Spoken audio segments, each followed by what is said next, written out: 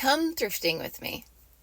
My favorite thrift store didn't have a lot of the sewing or like stitchery items that I would like. So today I am going to another frequented thrift store that has a lot of sewing items, a lot of storage, organization items. And so I am really excited to look at all of that in a kind of a different light. I'm always up for looking at the holiday decor and of course the home decor. So let's go see if I can find something I can't live without. Let's go. In addition to special items, there's just some things that aren't particularly special, but I'm always on the lookout for. And I think I might add a list on here later, just kind of telling you what those items are. I love a good candy dish, and this one definitely caught my eye. I love how large it is without being tall, but it was $4.50 and I just didn't need it that bad. I loved the size of this little doily. I love the vibrancy of it as well. It will be perfect for decorating for Christmas and Valentine's Day, so definitely grabbed that. It was only 75 cents. And someone donated their owl and bell collections. This owl certainly caught my eye right away, and when I picked it up, I thought it looked like some type of toiletry bottle, and I thought it has to be Avon. So I peeled the sticker back, and I saw the AV, and so it's got to go home with me, right? I love the look of it also, the cream with the gold eyes. This guy was kind of cute, but he looks just like a little newer to me, so I put him back. And you guys are going to definitely be upset with me. I left these owl salt and pepper shakers behind.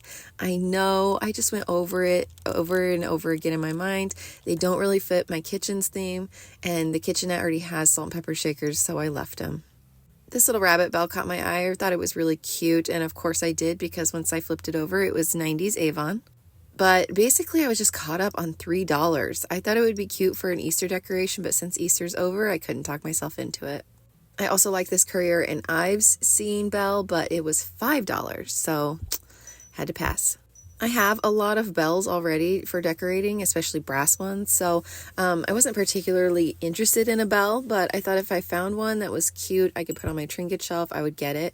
I really liked this one for my trinket shelf, but again, it was $3 and probably worth it to someone who collects bells, but just not for me. I have no special ties to Chicago except for that it's in the Midwest, but I really liked that bell. And when I picked this up, it didn't really look that old to me, but now that I'm watching it back on the video, I think it probably was vintage, this little owl, and I probably should have gotten them for my trinket shelf. These have been here for well over a year. What are they? They look like snowshoes to me. Are they like plant hangers? Please help me out. I have one of these, and I was shocked to find another because they are vintage. They're little ice crackers for making cocktails, and so I already have one, so I was so happy to have another for 50 cents. And I found my favorite stitchery kit here a couple of weeks ago, and so of course I was going to check out what they had. They did have these iron transfers, and from what I could tell, you could put them on, sheets for embroidery, and then you could actually just stitch with it. I have realized that I require a stencil. Getting started was hard enough. I definitely need some lines to follow, otherwise I struggle.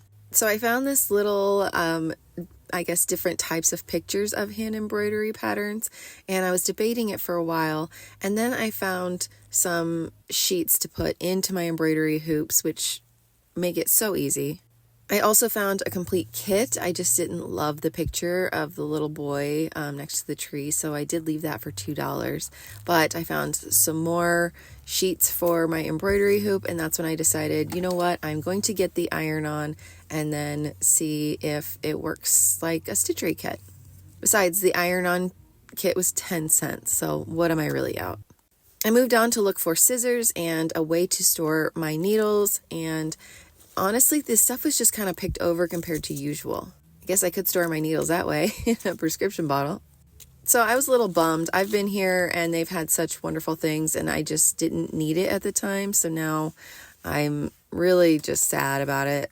I thought about getting that brown yarn for a little bit. I even found some gray here pretty soon that I considered getting, but I just decided it was too thick for the projects I've been working on, so I left them.